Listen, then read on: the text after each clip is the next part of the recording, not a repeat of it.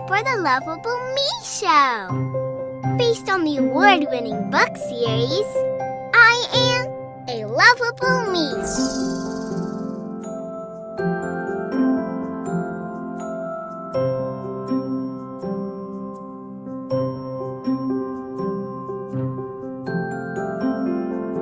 Get ready to have some fun learning with Lovable, our resident enlightening bug.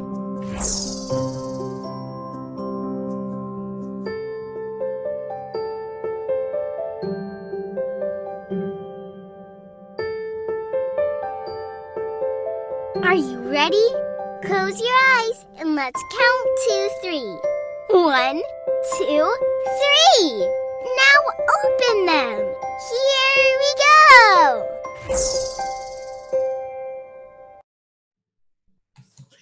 Hello, everybody, and welcome to the Lovable Me Show. I'm Sharon Penchina, your host and the author of the award-winning I Am a Lovable Me books for children. It's great to be back, and I want to thank you for joining in today. Teaching your children about giving can be a wonderful experience for both of you. Learning to take care of others provides us with a feeling of goodness inside that grows stronger and deeper through our acts of kindness. Children learn that by being a part of a larger community, we are all responsible for those around us.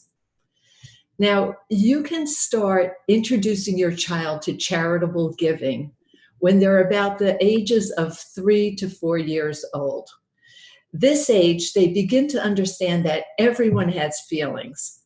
At this age, children can begin to develop and enhance a sense of empathy, which is the very basis for charity. When a family as a whole participates in acts of charity, it becomes a more meaningful experience for everyone involved. Now, here are a few ways that you can get started with your child starting today. You can set up a charity box in your home to show your kiddos how any amount of money, big or small, can make a difference when given with good intentions and a good heart. You can also encourage your children to donate old toys, school supplies, and clothing to other needy children. You can also include the whole family in serving dinner at a local soup kitchen. And you can teach your children to participate in service-oriented projects like raking leaves for an elderly neighbor or by baking cookies for a serviceman or a servicewoman. So use those types of examples and get creative with it. Encourage everyone in your home to participate in volunteer activities and praise your children whenever they show generosity and empathy to others. Now, on my last slide, Giving Artfully, I'm going to tie this in by saying that I'm really excited to tell you about my special guest today, Sitinee Sheffert. And here's why. She's a social entrepreneur, a blogger, a speaker with a passion for empowering kids to make a difference by spreading kindness and helping others. She's also the founder of Giving Artfully, a platform to connect crafters with volunteer opportunities, and Giving Artfully Kids, a program that inspires and engages children to spread kindness through crafting-based service projects. Now, hundreds of students have participated in her programs, donating over 3,000 items to communities and charities worldwide. Sitinee's also been a featured TEDx speaker and at many conferences and parent education workshops. She's been featured blogger for Scary Mommy, Thrive Global, and YFS Magazine and the Chicago Tribune, and was featured in Forbes. She also has a dual master's degree in public policy and health services research and policy. She has a bachelor's of science from the University of Minnesota and lives in Park City, Utah with her husband and 5 kids and 1 furry friend. Sitinee, welcome to the Lovable Me Show. Thank you so much for having me. I'm very excited to be here. Well, this is a great topic for us to dive into, especially during these very challenging times we live Mhm. in. Giving to others, helping those in need, and being reminded of the goodness within each of us. Basically, it's a way to make the world a better place for all of us through the simple acts of kindness. So you have a built-in clientele, I'm assuming, with your 5 kiddos. Is that right? That is right. They have been the inspiration of how I end up starting Giving Artfully and Giving Artfully Kids. So tell us, what exactly is Giving Artfully Kids? So Giving Artfully Kids started in an after-school program in my local community. I used to live in Oak Park, Illinois before moving to Park City. And I had a friend that approached me and said that, hey, I know you have a website called Giving Artfully, that's basically where crafter can go look at the website and see if there is an organization that needed a handcrafted item. And so she's asked me whether I can make Giving Artfully concept into an after school program so kids can have a way to make a difference and help others through crafting. And so we tried that program out a few years ago and it's been going on strong ever since. Well, that's really terrific. I think it's something kids would enjoy. Mhm. It's a very sort of playful way to do something that is really inspiring and helpful to others. What are the biggest lessons? I maybe give us a little bit more of an idea of what that looks like when you say projects that the kids will do after school. What types of projects are you talking about? Right, right. So just kind of give an idea of how our program works. We always want to start by talking to the kids about what social issue we're helping out with. So for example, if we're talking about homeless, we'll let the kids kind of understand the situation. And then we will go, and if it's in the winter, we'll teach kids how to make like fleece scarves. And so they know that a scarf is something that'll keep somebody warm and that their hands are making this beautiful item that's going to be given to somebody. And then they realize, wow, I made something that would make a difference. So it would be something like that. Other projects we've done include, again, for the homeless, we do blessing bags where we have kids duct tape a blessing bag just to put the craft fun side of it, but then they put basic necessities. And it's so eye-opening for them to see that, wow, I made this bag and then I'm putting things like socks and Kleenex and hand sanitizer, and that makes an impact. So the beauty of it is they're small acts, but they make a big difference. And when kids are younger, really understanding the monetary value of something, it's hard for them to understand. But when they make something, that time and the energy they use to make it something clicks where they realize, wow, I'm making a difference. I can make a difference in someone else's life. And do they get any kind of feedback? Is there something, once they finish that project? And I think it's great that the project is geared to something that is really going to be useful, and it has a lot of meaning, and it's going to be well received on the other end. How do they get to see, hear, or experience, the impact of that on the other end, on the receiving end? A lot of different ways. Sometimes we will be fortunate enough where the organization we donated to, they will actually come and receive the donations. For example, my summer camp last year, we had somebody from the local animal shelter come and the kids had made cat and dog toys. And so she came and her appreciation for what they did, kids were just so excited. Sometimes at the senior centers, we have our intergenerational crafting events there. The items that they're making with the seniors are given to the seniors. And so right there at real time, they see that, again, the appreciation, and it's an affirmation for them that what they're doing is good. And sometimes, sometimes it's just a letter back. We'll share any letters that we get or any type of, if it's a social media posting, we'll show the kids, see what you're doing. People are noticing, and that affirmation is so important for kids to realize that I want to continue doing this because it makes me feel good. And I know that I'm making someone else feel really good. Yeah, I think the realization is that much greater when they get to see, and not that it's necessary, but when they get to see the impact that it has and how it may have touched someone's life.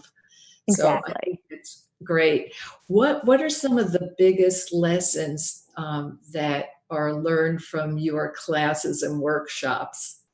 I think one of the biggest things are that kids want to help. They are just naturally, they have this ability that they're compassionate, they're empathetic, and we just need to continue to foster that. I feel like as kids gets older, it becomes a little bit more of a self-centered, which is just a natural child development. But Mhm. show them at a young age. I mean, our classes start at 3 years old, and Oh, when they are excited, they come back and they tell their teacher, "I'm so excited to come back next week to see who we're helping." That was a big thing for me to realize that they really do get it at a young age. And then just how creative and how these kids, their imaginations are wonderful. Just because I create these projects and I have an idea of what they are, but then when you let kids take on that creativity portion within the boundaries of what the project needs to be, it becomes more of their own. And when they start owning things more, mhm. it's a bigger connection. So the owning, and then also being able to know that what they've created, which is theirs, is benefiting somebody else. It's a huge thing. Yeah. And I would think it would open up a great dialogue Mhm. at home of when they talk about what they're doing, and it really sort of spreads throughout the family and becomes a family effort and project, or a support system for them, and that even deepens the experience as well. Absolutely, yes. And what we're hoping is, as an after school program, it's something we do on a weekly basis. Some classes last 6 weeks, some last 15. But as in anything in life, if you keep doing it, it becomes part of who you are. And that's one of our goals. Yeah, you were cutting out just a little Oh, bit, Sydney. yeah. I think the connection. Can you just repeat that last bit of information that you shared? Yeah, yeah, definitely. Yeah, I was just saying that our programs are, either 6 weeks to 15 weeks. So that Mhm. regular continuing basis of doing that same work, like anything in life, if you keep doing it, it becomes a habit. And that's our goal, is that we want to make kindness, we want to make giving just part of who these kids are. Yeah, absolutely. I mean, that's a lot of the work that I do, and my books are based on all of that, as well as teaching these habits and behaviors early on, because when children are at a very young age, and you've expressed that you start at age 3, which seems to be 3 or 4 years old, Mhm. when children begin to learn or can conceive of empathy. And a lot of what I teach is a 0 to 7 year age group. That's when children are the most suggestible. They're the most highly receptive. A lot of the behaviors and beliefs and habits are formed in that age group. Mhm. So teaching your kids about giving and kindness should be really something that we teach them, just like brushing their teeth or any other habit that they develop. It's probably the easiest time to really anchor that, don't you Mhm. think? Can you hear me, Sid? Exactly. Yeah. Exactly. Oh, okay. Yes, I can hear you. Yep. Yeah, yeah. So I think it's great that you start at such a young age. Now, would the viewers who are watching, uh, who have children in school and don't have a program like that, is there a way for them to connect with you, or perhaps introduce their school to a program like this? How does it work? How do you sort of infiltrate those schools? So we're actually right in the right start of the launch, where we are actually looking for people who are interested to build a Giving Artfully Kids program in their community. And so right now, I look at what my teachers are doing. They are impacting like at least 100 kids a year. And I just think about, if we can just get, so many more teachers all around the nation, we can be impacting tens of thousands of kids and sending that message to them that kindness is important, kindness matters. So right now we are working on a way so that we can start training other people to basically almost start their own social impact business of giving artfully kids in their community. So if they're interested, they can easily just email me. I could give them more information. And, my biggest goal is I want to see more kids in this program so that they realize that they have that ability starting at a young age to make a difference, and it becomes part of who they are. Absolutely. But they can also connect with your program on an individual basis, I'm assuming, as well. Yes. It doesn't have to be done through an after-school program. Right. Yes. Yeah. I do have, it's digital products where each month I provide a different a charity service-based project that you can do, for example, like a fleece blanket or something like the kindness kits. And it's just a project that that's going to come every month to your computer and that you could do with your kids. We provide the materials, a material list, and then like books that you can read or videos you can watch, because like you were saying before, it's great to do the projects and have kids to see it, but the ongoing discussion that you're going to have with your kids about the importance of it, who you're helping and why, that's just as impactful as making the items. Absolutely. So are there some tips that you would offer us to help inspire, and empower kids to be kind to others? And before you answer that, I think it's, it's such an important, lesson, and the fact that it's coming through some creative, artistic expression, which really makes it a fun experience, but it's really addressing a very serious topic, especially when I say in this day and age, and I'm sure that, in every day and age, we've used that expression, especially now in this day and age, but with social media and with all the challenges, especially that children face in school, where there's bullying going on. And here you are involved in a project that really helps to teach kids and raise awareness, again, through the acts of kindness, and really instills that in children at an early age, so that, when they do enter the school system, there's just a greater awareness. There's more of, again, a habit that's being built that will literally take them through that experience, on a whole different level. What tips would you recommend to help us inspire and empower kids? Yeah, I think you've mentioned one of these before in your beginning. I think it's so important to make it a family activity. So, with the parents at home with their kids, get them involved in doing kindness acts, whether it's deciding to do, like you did something to the food pantry. Can you hear me okay?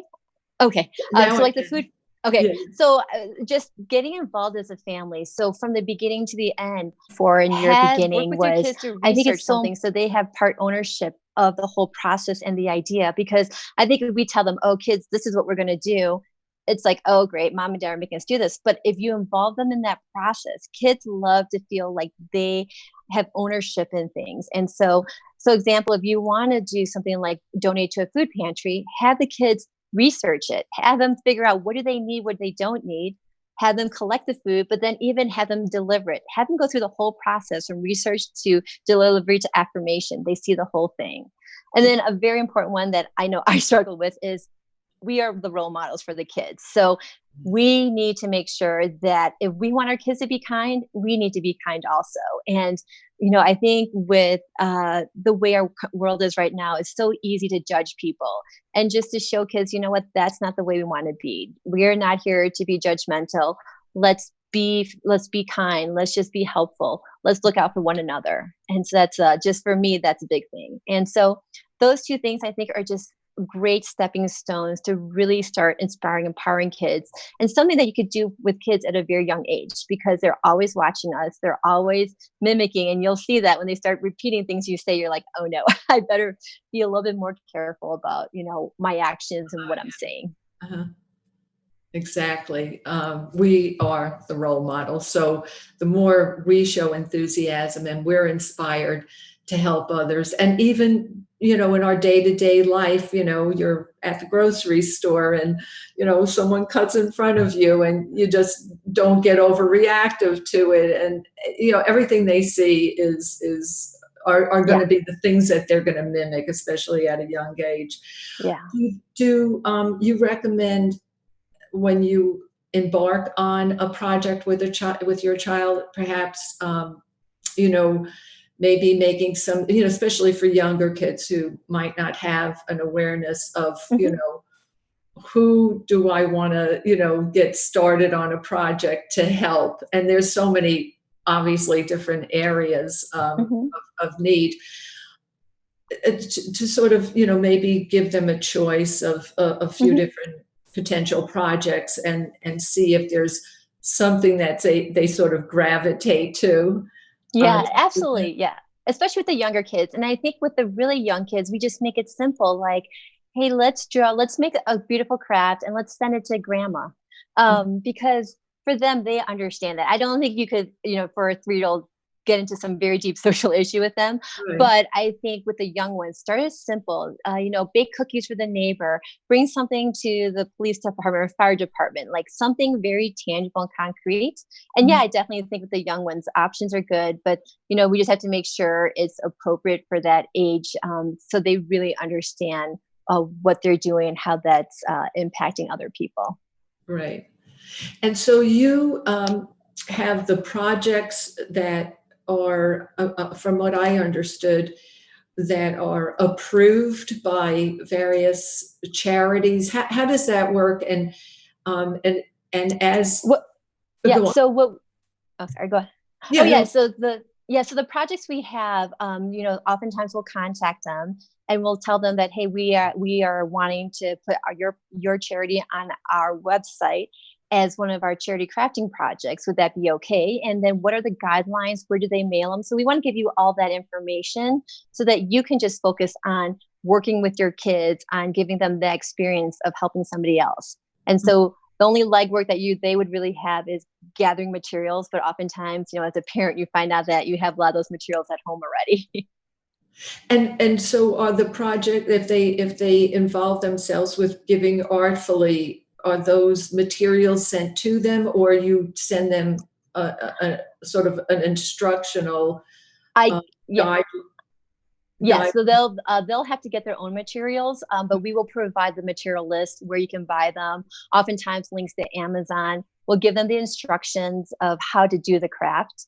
And then we will also tell the beneficiaries. So we'll give you an address, a link. Basically, hopefully it'll make it so simple that they can do the projects on a monthly basis with the kids. That's terrific. Listen, we're doing those types of projects. We're buying, the materials for them anyway. So right. Why not do it where it's going to a great cause and it's helping others and we're supporting each other. So I think that's terrific. Sitinee, if there's anything else you want to add before I close the show out, please do so. And if you want to just reiterate your contact information, how people can connect with you on this, please go ahead and do that as well. Well, thank you. And I just, if you don't mind, I'd love to share what I do on a monthly basis. Is I do the first Monday of each month, a 7-day kindness challenge for kids. And so it's just something it's on my Facebook group where I just give you a prompt, and it's a way just to encourage you to each day for 7 days with your kids to do a kindness act. And I found out that when people are actually very looking forward to it, they love to share their ideas. And it's just very inspirational and heartwarming to see all these kids going out there and just doing simple kind acts and making a difference. So if you're interested in that, you can go onto our Facebook page. It's just facebook.com/Giving Artfully Kids. You'll see a link where you can sign up. If you want to reach me, again, Facebook, you can just message me. I am pretty good about getting back right away. Or you could even email us at gakids@givingartfully.com. Terrific. Well, I want to thank you so much for coming on. I think it's just, again, such an important topic. We can have fun with it and accomplish a great goal at the same time, and experience, such a good feeling inside of ourselves for doing it. So I hope everyone will check into it. And thank you, Sitinee, for coming on board with us today. I look forward to connecting with you after the show.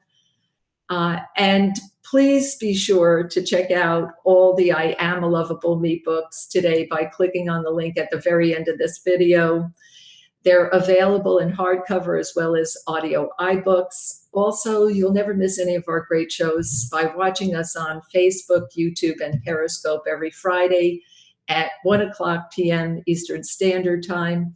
And if you have a topic that you think parents and caregivers want to hear about and would like to be a guest on my show, please message me on Facebook. I'm your host, Sharon Penchina, and I'll be back next week with some more great self-empowerment tips for you and your children. Thank you all for joining in, and be sure to have a fantastic day. Thank you for watching The Lovable Me Show. Also, if you have any questions for Lovable, go ahead and ask away. Don't forget to visit us next week, right here in the Facebook bugler.